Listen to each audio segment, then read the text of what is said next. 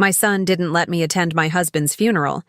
A week later, at the inheritance meeting, he kicked me out saying, "This table is only for those who are entitled to something." I simply called my lawyer. I'm glad to have you here. Follow my story until the end and comment the city you're watching from, so I can see how far my story has reached. I never imagined that after 45 years of marriage, I would be standing outside St. Mary's Church, watching my husband's funeral through a window like a stranger. But there I was, clutching my black purse with trembling hands, tears streaming down my cheeks as I watched Dean accept condolences that should have been mine to receive. "You can't go in there, Mother." Those words still echo in my mind, spoken with such cold finality that they felt like a physical blow. My own son, my only child, had blocked my path to the church steps that morning. "You don't deserve to be here after what you put Dad through, what I put Harold through." The accusation was so absurd, so cruel, that I couldn't even find words to defend myself. Harold and I had our struggles like any couple, but we loved each other deeply. We'd weathered storms together, celebrated victories, and grown old side by side. How could Dean twist our relationship into something ugly? But there he stood, 6'2" and imposing in his expensive black suit. His wife Cheryl beside him with that satisfied smirk she always wore when I was being humiliated. She whispered something in his ear, and he nodded grimly. "Dean, please," I had begged, my voice breaking. "He was my husband. I have every right to be there." "You gave up that right years ago," he replied, not even looking at me directly. "Dad told me things, Mother. Things about how you treated him when you thought no one was watching." I felt my legs go weak. Harold would never have said such things because they weren't true. But Dean seemed so convinced, so certain of his righteous anger. I realized then that Cheryl had been working on him for months, maybe years, planting seeds of doubt and resentment. I watched helplessly as people filed into the church, neighbors who had known Harold and me for decades, friends from the bridge club, former colleagues from Harold's accounting firm. Some of them glanced my way with confusion, clearly wondering why I wasn't inside. Others looked away quickly, embarrassed to witness my humiliation. Mrs. Patterson from next door actually started walking toward me, concern written across her weathered face. But Cheryl intercepted her smoothly, linking arms and guiding her into the church with some whispered explanation that made Mrs. Patterson's expression shift from confusion to what looked like pity. Standing there on the sidewalk, I felt more alone than I had ever felt in my 73 years. The September wind cut through my black coat, and I pulled it tighter around myself. I could hear the organ music beginning inside, the same hymns Harold and I had sung together every Sunday for decades. Through the stained glass windows, I caught glimpses of the ceremony I should have been part of. I saw Dean standing at the podium, delivering what I'm sure was a beautiful eulogy about his father. People nodded and dabbed at their eyes with tissues. It looked like a proper goodbye, the kind Harold deserved. But it was happening without me. I thought about all the nights I'd sat by Harold's bedside during his final illness, holding his hand while he slept fitfully. I thought about the medications I'd organized, the doctor's appointments I'd driven him to, the way I'd helped him maintain his dignity, even when the cancer was stealing his strength day by day. None of that seemed to matter to Dean. In his mind, I was somehow the villain in this story. After what felt like hours, people began emerging from the church. The pallbearers, Dean and 5 of Harold's friends, carried the casket to the waiting hearse. I pressed myself against a tree, trying to become invisible as the funeral procession formed.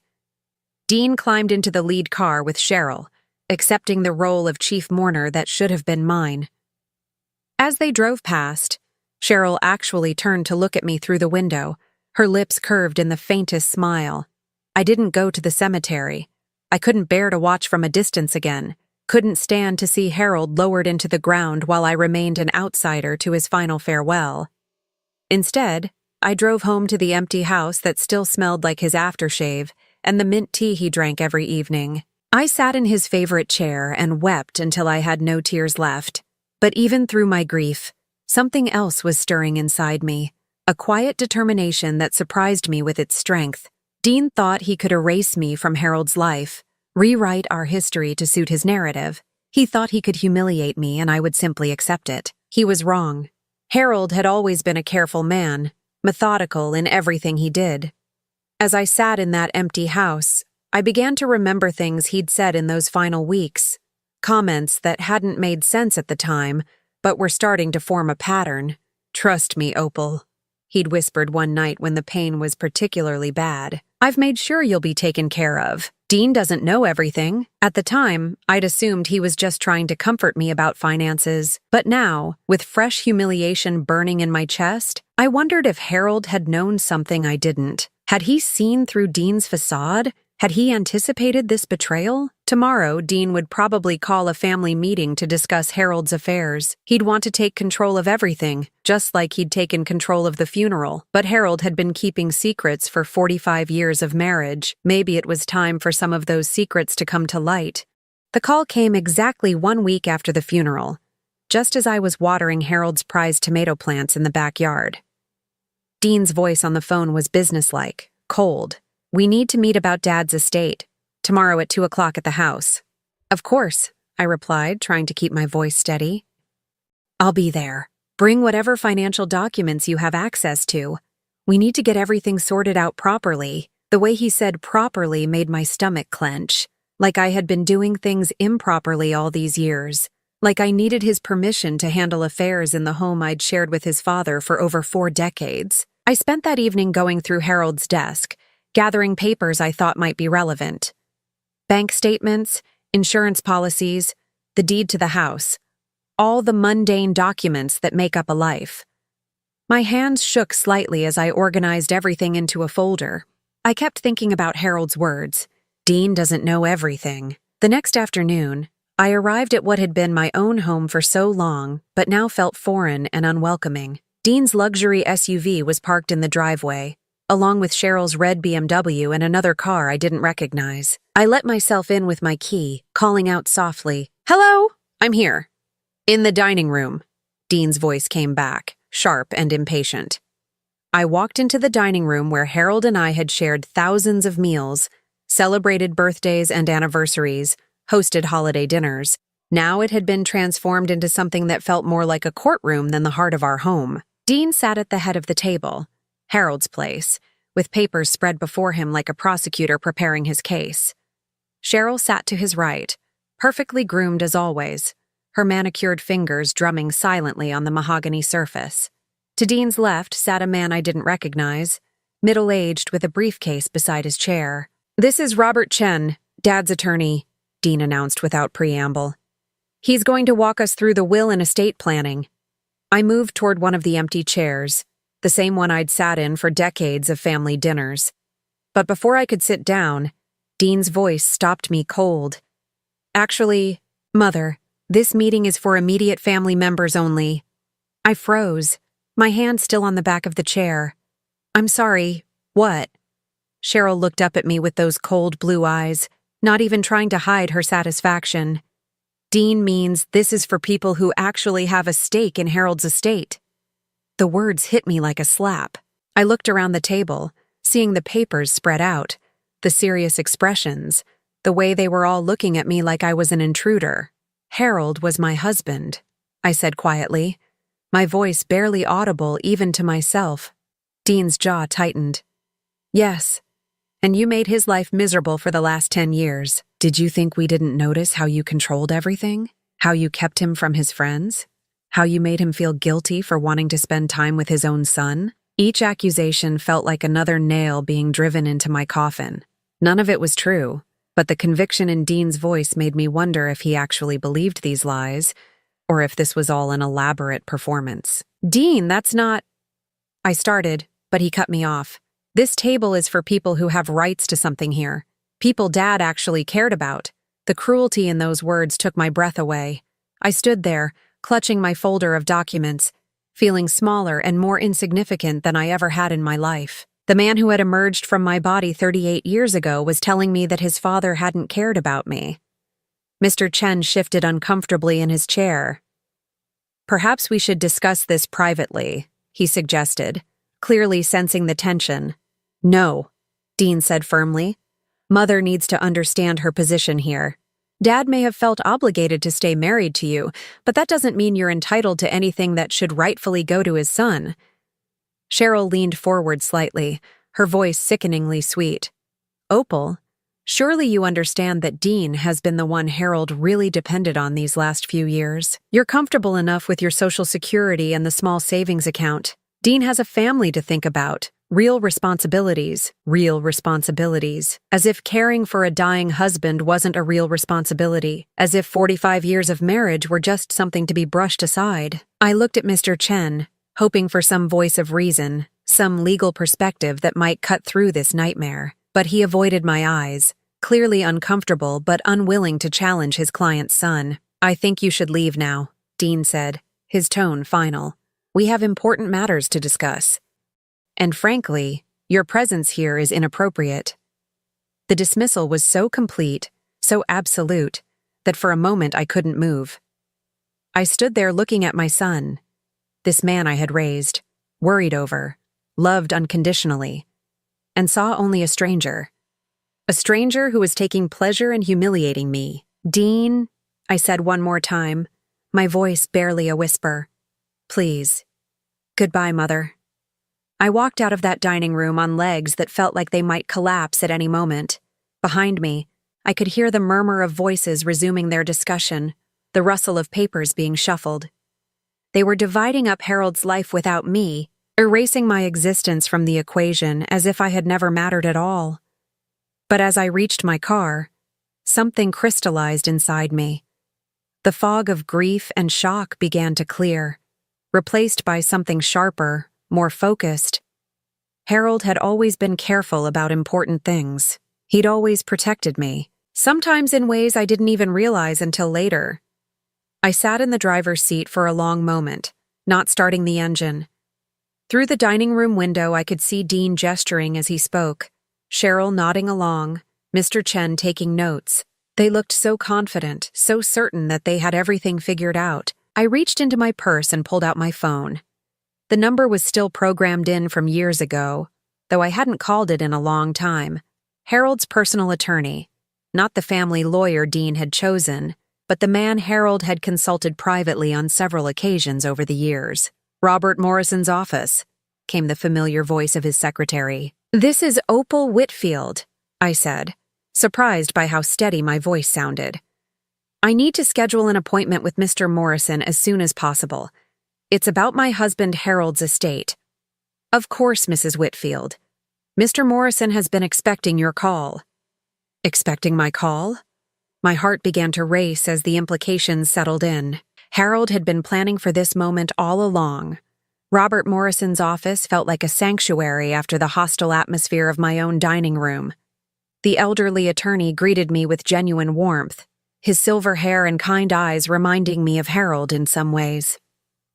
As I settled into the leather chair across from his desk, I felt like I could breathe freely for the first time in days. "Opal, I'm so sorry for your loss," he said, his voice carrying decades of professional compassion. "Harold was a good man, and he loved you very much." The simple acknowledgement of Harold's love brought tears to my eyes. "Thank you. I'm afraid I'm quite confused about some things. Though, Dean seems to think..." Mr. Morrison held up a gentle hand. "Before we discuss anything else, I need you to understand something important. Harold came to see me privately several times over the past 2 years. He was very concerned about certain family dynamics. Family dynamics. That was a polite way of putting it. He knew? I asked, though part of me already suspected the answer. He knew that Dean and Cheryl were working to turn him against you. He knew they were spreading lies, poisoning family relationships for their own gain. Harold was heartbroken about it, but he wasn't fooled. I closed my eyes, feeling a mixture of relief and sadness wash over me. Harold had seen through their manipulation, but he'd suffered because of it too. "Why didn't he say anything to me?" I whispered. "Because he was protecting you," Mr. Morrison replied. "He knew that if you understood the full extent of their scheming, it would destroy you. He also knew that confronting Dean directly would only make things worse." As he spoke, memories began flooding back with startling clarity. Conversations I'd dismissed, moments I'd explained away, incidents that now made perfect sense. I remembered the day 2 years ago when Dean had insisted Harold needed a new financial advisor, someone younger, more up-to-date with current strategies, he'd said. Harold had seemed reluctant, but eventually agreed to meet with the man Dean recommended. What I hadn't known was that Harold had quietly continued seeing Mr. Morrison throughout that entire process. I remembered Cheryl's sudden interest in family genealogy, how she'd encouraged Harold to share stories about his childhood, his parents, his memories of building our life together. At the time, I'd thought it was sweet. Now I realized she'd been gathering information, looking for ammunition. They were planning this for a long time, I said, more to myself than to Mr. Morrison. Yes. Harold began to piece it together about 18 months ago. Dean's visits became more frequent, but they weren't really about spending time with his father. He was always asking questions about finances, about Harold's health, about your relationship. The pattern was becoming clear now. Dean would visit when I was at my book club or grocery shopping. He'd call Harold with concerns about my spending habits or my controlling behavior. Slowly, methodically, he'd been building a case against me in his father's mind, except Harold hadn't believed any of it. One thing that particularly upset Harold, Mr. Morrison continued, was when Dean suggested you were suffering from early dementia. He claimed you were becoming forgetful, making poor decisions, that Harold needed to protect himself legally. I gasped. He said that? Multiple times. Dean was pushing Harold to revise his will, to set up a trust that would essentially cut you out of any significant inheritance. He claimed it was for your own protection, that you couldn't handle financial responsibility. The manipulation was breathtaking in its scope and cruelty. Dean hadn't just been working to turn Harold against me. He'd been trying to convince Harold that I was mentally incompetent. But Harold saw right through it, Mr. Morrison assured me. In fact, that's when he decided to take action. He reached into his desk drawer and pulled out a manila folder, thick with documents. Harold spent months carefully documenting every conversation, every suggestion Dean made, every lie Cheryl told about your behavior. He wanted to be absolutely certain about their motivations before he made his final decisions. What kind of decisions? I asked, though my heart was already racing with anticipation. Harold created a new will, one that Dean knows nothing about. He also established several financial safeguards to protect you and ensure that Dean's manipulations couldn't succeed even after Harold's death. I stared at the folder, hardly daring to believe what I was hearing. Harold knew this would happen? He knew Dean would try to exclude me?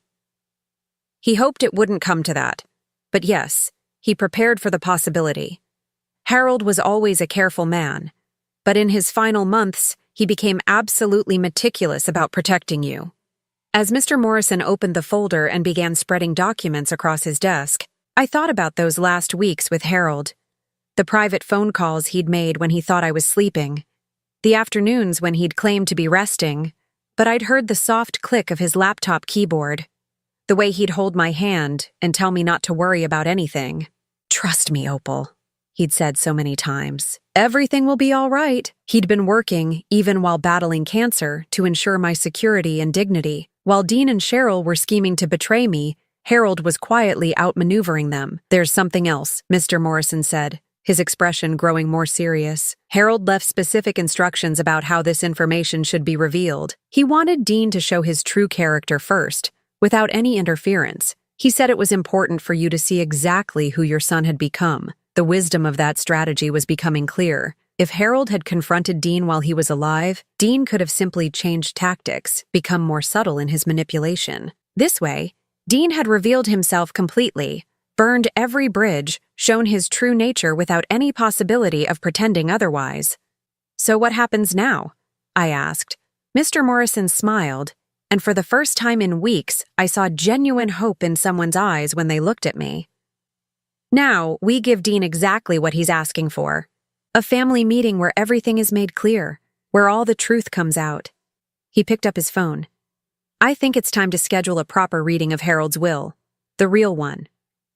As I listened to him making the call, I felt something I hadn't experienced since Harold's diagnosis, a sense of anticipation rather than dread.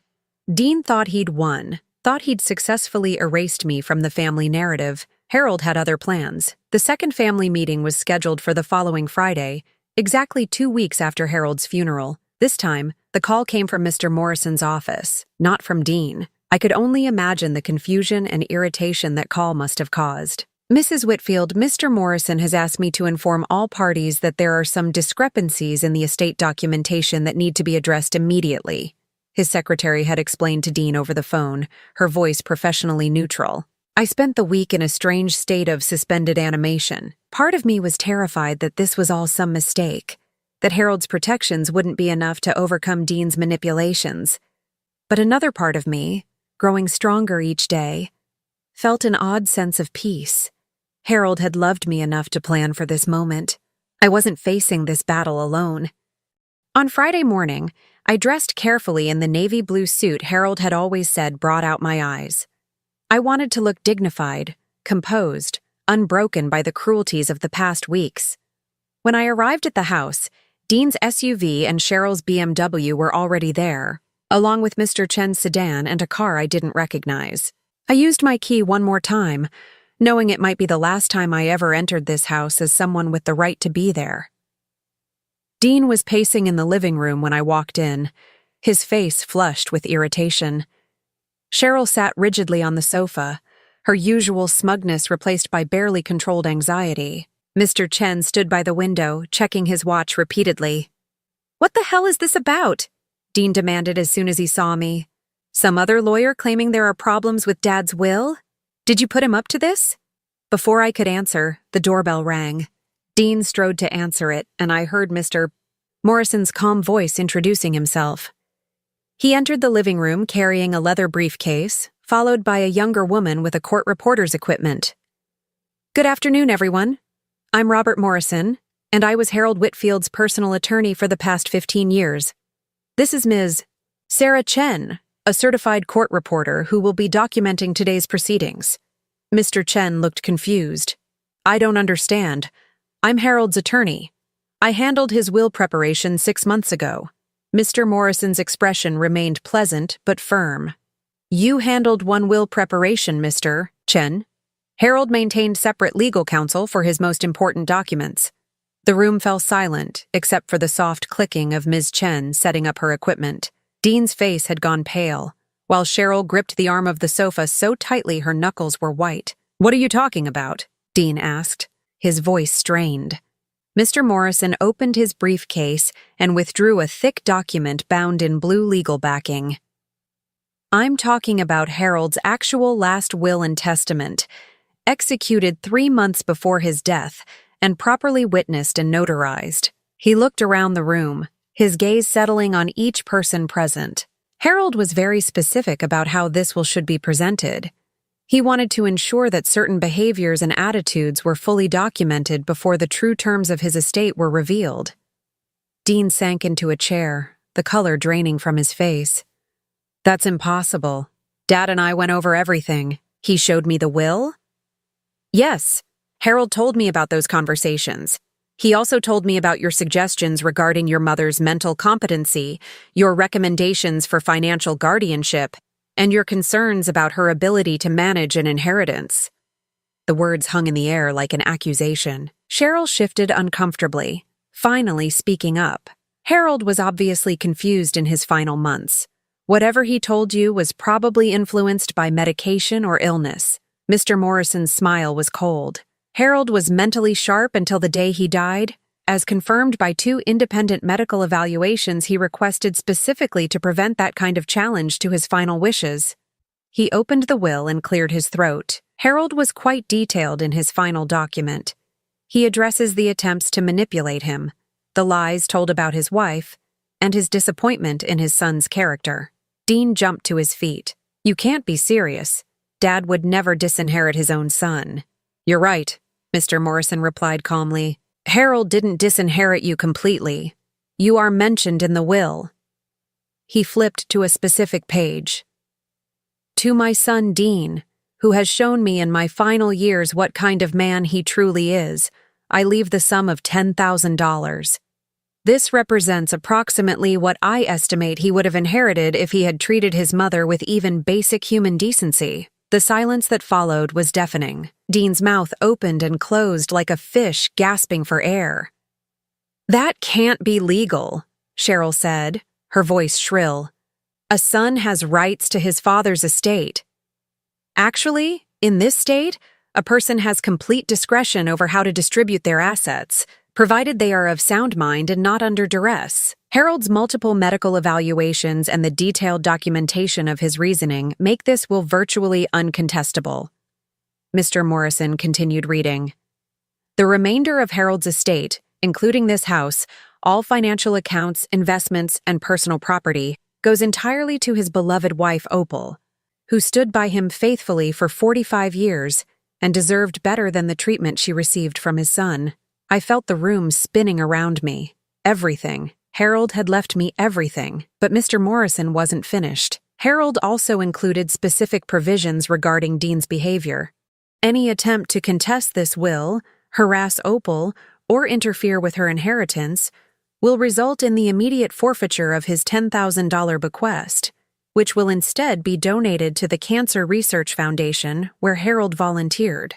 Dean was staring at the floor, his entire body trembling with what I realized was rage, not grief. Cheryl had gone completely white, probably calculating how this would affect their own financial plans. "Furthermore," Mr. Morrison continued, "Harold established a protective trust to ensure that Opal never has to depend on Dean for anything.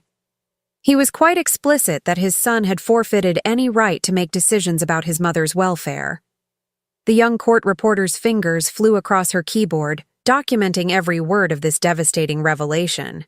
Everything Dean had assumed, everything he'd planned for, every cruel word he'd spoken, it had all been for nothing. "There are also some personal letters Harold left," Mr. Morrison said, producing several sealed envelopes. "One for Opal and one for Dean." He handed me my envelope with gentle care, but held Dean's out with obvious reluctance. Dean snatched it from his hand, tearing it open with shaking fingers. As Dean read, his face went through a series of expressions: disbelief, anger, and finally something that might have been shame. The letter was short, but whatever Harold had written hit its target with precision. "He knew," Dean whispered, more to himself than to anyone else. "He knew everything." Mr. Morrison packed up his documents with the same methodical care Harold had always shown. "The estate will be settled within 30 days. Opal, you'll need to come by my office next week to handle the paperwork." As the lawyers prepared to leave, Dean finally looked at me directly for the first time since the reading began. For a moment, I thought I saw a flicker of the little boy I'd once loved unconditionally. "Mom," he started, but then stopped, as if he'd forgotten how to talk to me as his mother instead of his victim.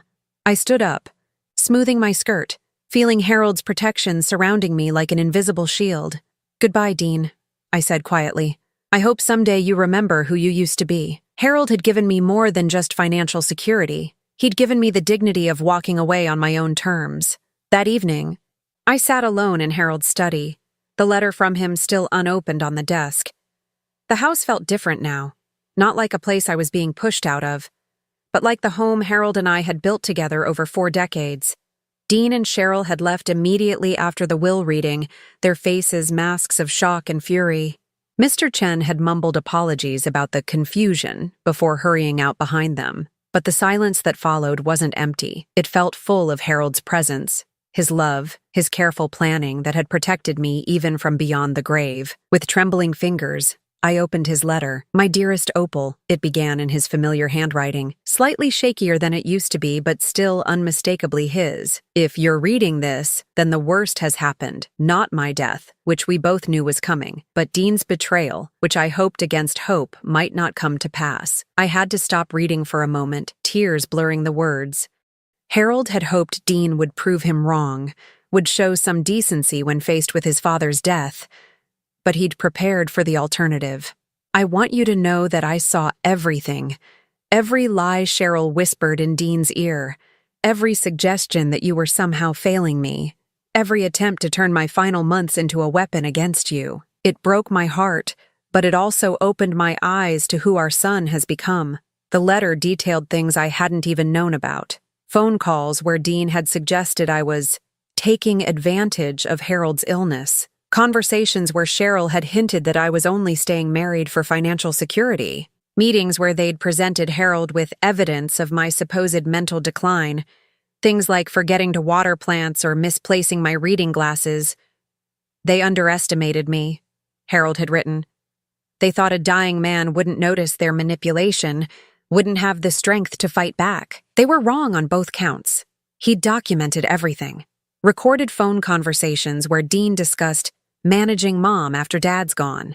Screenshots of text messages between Dean and Cheryl planning their strategy. Even photographs of financial documents Dean had tried to access without permission. I need you to understand something, Opal. This isn't about money, though I know the inheritance will give you security and independence. This is about respect. This is about ensuring that the woman who loved me faithfully for 45 years isn't destroyed by the greed and cruelty of people who should have protected her. The next part of the letter made me gasp out loud. Dean doesn't know that I was aware of his plans for the funeral. Cheryl sent him text messages about keeping you away from the church so you couldn't make a scene. They discussed how to present themselves as the grieving family while painting you as unstable. I have copies of all of it. So Harold had known, even as he lay dying, that Dean would try to exclude me from saying goodbye. The knowledge that he'd been aware of their cruelty, that he'd faced his final days knowing what was planned, filled me with a rage so pure it surprised me. But the letter continued with something that cooled my anger and replaced it with deep sadness. What hurts most isn't their greed. It's their willingness to destroy you to get what they want. Dean was a good boy once. You were a wonderful mother to him. But somewhere along the way, he chose to become someone I don't recognize. Cheryl saw his weaknesses and exploited them, but the choices were still his to make. Harold had included photocopies of text messages that painted Cheryl in an even worse light than I'd imagined. She'd systematically worked to isolate Dean from us, feeding his resentments and encouraging his worst impulses. Messages where she called me that old woman and discussed how to handle the inheritance situation once Harold died. But there were also messages from Dean that chilled me to the bone. Messages where he called his dying father dramatic and complained about having to visit so often. Messages where he calculated inheritance values and discussed whether Harold was taking too long to die. I set the letter down, feeling sick. This was my son, the baby I'd nursed through fevers and nightmares. The little boy who'd once made me Mother's Day cards with crooked hearts drawn in crayon. The final page of Harold's letter was the hardest to read. I know you're wondering if you failed as a mother. If there was something you could have done differently, the answer is no. Dean made his choices as an adult. You gave him love, guidance, and every opportunity to be a good man. What he chose to do with those gifts is on him, not you. I'm leaving you everything not just because you deserve it, but because I trust you to use it wisely. Live the life you want, Opal. Travel to those places we always talked about visiting. Buy books without checking the price. Take art classes. Be generous to people who show you genuine kindness.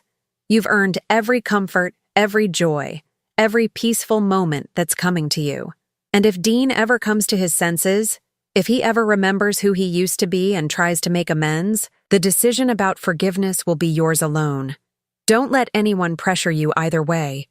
You owe him nothing now. The letter ended with the words Harold had said to me thousands of times over our marriage. I love you more than words can say. Always and forever, your devoted husband, Harold. I sat in that quiet study for a long time, holding the letter against my chest. Outside, the neighborhood was settling into evening routines, families having dinner, children being called in from play, couples walking dogs in the fading light.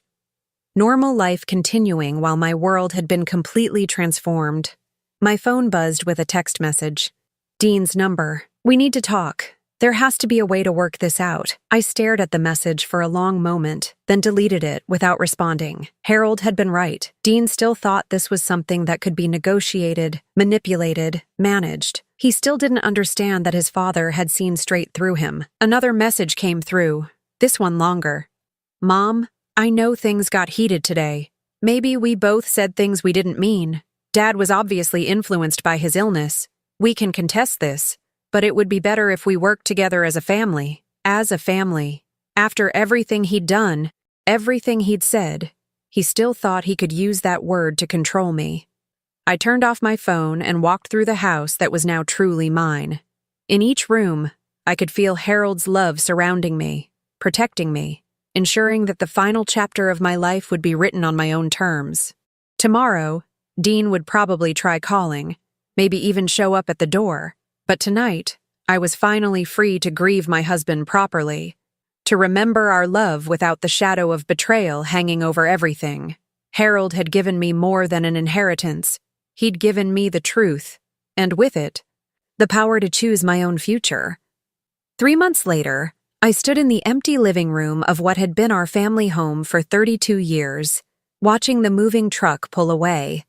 The house had sold quickly. Apparently, Harold's excellent maintenance and my careful decorating had created something quite desirable. The new owners were a young couple with twin toddlers who'd fallen in love with the garden and the big kitchen where Harold and I had shared so many meals. It felt right, somehow, that the house would be filled with young voices again, with the chaos and joy of a growing family. Harold would have liked that. Dean had tried to contact me 17 times in those 3 months. Phone calls, text messages, even a letter delivered by his lawyer threatening to contest the will despite Mr. Morrison's warnings about the consequences. Each attempt had become more desperate, more angry, as the reality of his situation set in. The $10,000 Harold had left him was gone now, forfeited when Dean's lawyer filed the contest paperwork. True to Harold's wishes, that money had gone to the Cancer Research Foundation where Harold had volunteered. They'd even sent me a lovely note about establishing a small memorial fund in his name. I hadn't responded to any of Dean's communications. What was there to say? Harold's letter had made everything crystal clear. Dean's own words and actions had revealed who he'd chosen to become. The son I'd loved was gone, replaced by someone I didn't recognize and couldn't trust. My new apartment was in a senior living community called Sunset Gardens, about 40 minutes away from the old neighborhood. Not one of those depressing places where people go to wait for death, but a vibrant community with art studios, gardening clubs, and a book discussion group that met every Tuesday. I'd chosen the largest one-bedroom unit they had, with a small balcony overlooking the community garden. The walls were painted a warm butter yellow that reminded me of the kitchen in our first apartment, and I'd furnished it with pieces that held good memories and left behind the rest. Harold's photograph sat on the mantelpiece, not in mourning black, but surrounded by the small treasures we'd collected over the years: a shell from our honeymoon beach, a pressed flower from our 10th anniversary picnic, the little wooden bird he'd carved during his retirement. On this particular morning, I was preparing for something I'd never imagined I'd have the courage to do. The brochure lay open on my kitchen table. European River Cruise, a journey through history and beauty. 15 days sailing from Amsterdam to Budapest, with stops in Germany, Austria, and Hungary. Harold and I had talked about taking that exact trip for years, but there had always been something preventing it. Dean's college expenses, then his wedding, then the house renovations, then Harold's illness. We'd kept saying, next year, until there was no next year left. But I was going now. By myself, yes, but not alone. I carried Harold's love with me, and his explicit instructions to live the life I wanted. The phone rang as I was reviewing the packing list. I almost ignored it, but the caller ID showed a number I didn't recognize. Mrs. Whitfield? This is Sarah Chen from the community newsletter. We're doing a feature on new residents, and I wondered if you'd like to be included. I hesitated. I'd been keeping a low profile since moving here, not ready to explain my story or deal with questions about family. What would that involve? I asked. Just a short interview about your background. Your interests. What brought you to Sunset Gardens? We like to help people connect with others who share similar hobbies or experiences. Something about her voice was warm and genuine, and suddenly, I realized I was tired of hiding from my own life. All right, I said. I'd like that. The interview was scheduled for the following afternoon. As I prepared for it, I thought about what I wanted to say about myself. For so many years, I'd defined myself through my relationships: Harold's wife, Dean's mother. Now, at 73, I was finally free to figure out who Opal Whitfield really was. When Sarah arrived, she was younger than I'd expected, probably in her 40s, with kind eyes and an easy smile. We sat on my balcony with tea and the cookies I'd learned to make from watching cooking shows, a small pleasure I'd never had time for during the busy years. "So what brought you to Sunset Gardens?" she asked, notepad ready. I considered the question carefully. "I was recently widowed," I said. "After 45 years of marriage, I realized I needed to start a new chapter of my life, somewhere I could make new friends and pursue interests I'd put aside for too long. That must have been a difficult decision. Do you have family nearby?" The question I'd been dreading. But as I looked at this kind young woman, I found myself wanting to tell the truth. "I have a son, but we're not close anymore. Sometimes families grow apart, especially after loss. I've learned that family isn't always about blood relations. It's about the people who truly care about your well-being." Sarah nodded with understanding that suggested she might have her own complicated family story. "What are you most looking forward to in this new phase of your life?" For the first time in months, I found myself genuinely smiling. "Travel. I'm taking a river cruise through Europe next month, something my husband and I always planned to do but never had the chance. And I've signed up for watercolor classes here. I used to paint a little when I was young, but life got in the way." "That sounds wonderful. Any advice for other people who might be facing similar transitions?" I thought about Harold's letter, about his words encouraging me to live the life I wanted, about the pain of the past few months, but also about the unexpected freedom that had emerged from it. "Don't be afraid to start over," I said finally. "Don't let other people's expectations or judgments keep you from pursuing what makes you happy. Sometimes the most beautiful chapters of our lives begin when we thought the story was ending." After Sarah left, I sat on my balcony watching the sun set over the garden. Residents were gathering in the courtyard for the evening social hour, their laughter drifting up to my second-floor apartment. Tomorrow night I'd join them, I decided. It was time to stop hiding from life. My phone buzzed with another text from Dean. I glanced at it briefly. More of the same desperate attempts to reconnect, to work things out as a family. I deleted it without reading the full message and blocked his number permanently. Some people would probably think I was being too harsh, too unforgiving. But I'd learned something important in these past months. Forgiveness doesn't mean accepting continued harm. Love doesn't mean tolerating abuse. And family doesn't give anyone the right to destroy your peace. I pulled out the travel confirmation for my cruise, feeling a flutter of excitement and nervousness. In 3 weeks, I'd be standing on the deck of a riverboat, watching European countryside slide by, eating meals prepared by someone else, sleeping in a bed someone else would make. For the first time in my adult life, I was answerable only to myself. Harold had protected me in death as he had in life, ensuring that my final years would be filled with dignity, security, and choice. Dean had revealed his true character, and while that knowledge hurt, it had also freed me from the obligation to keep trying to fix an unfixable relationship.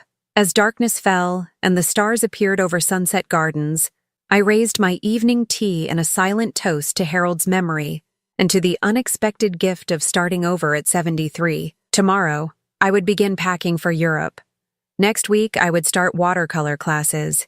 And every day from now on, I would wake up knowing that my life belonged entirely to me. It was, I realized, exactly what Harold would have wanted for me. The end was actually a beginning.